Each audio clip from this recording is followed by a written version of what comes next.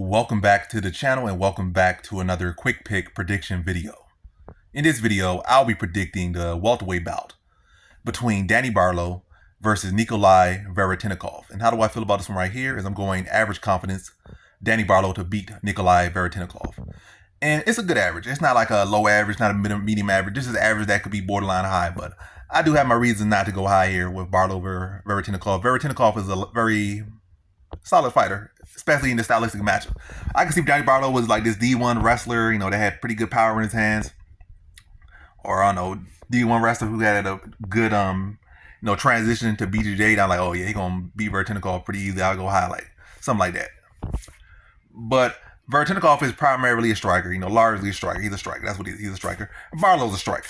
Veretennikov is an underrated striker. When I look at his losses, primarily have come in to grab the power. And even his loss to Michael Morales, they act like he got dominated so bad by Michael Morales. But I think he outlanded Michael Morales like 35 to like 18 in the first round, I believe. Don't quote me on that, but it was a significant amount of strikes landed. He clearly won the round over Michael Morales. Then in the later round, I just think he had more, Morales had more, better conditioning. He was like 22, 23, whatever case, which is not really the greatest excuse, but anyway.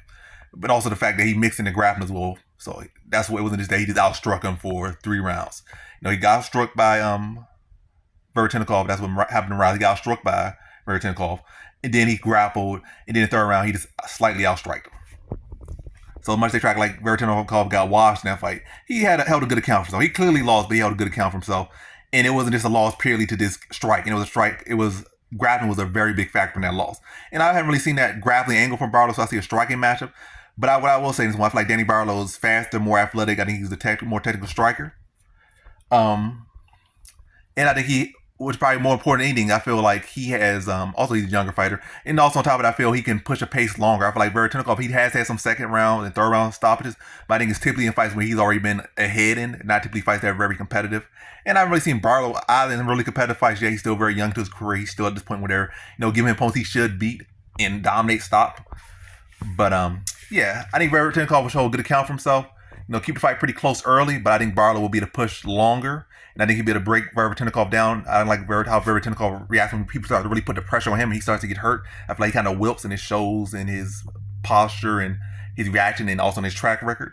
And I think that's where Barlow will win this fight.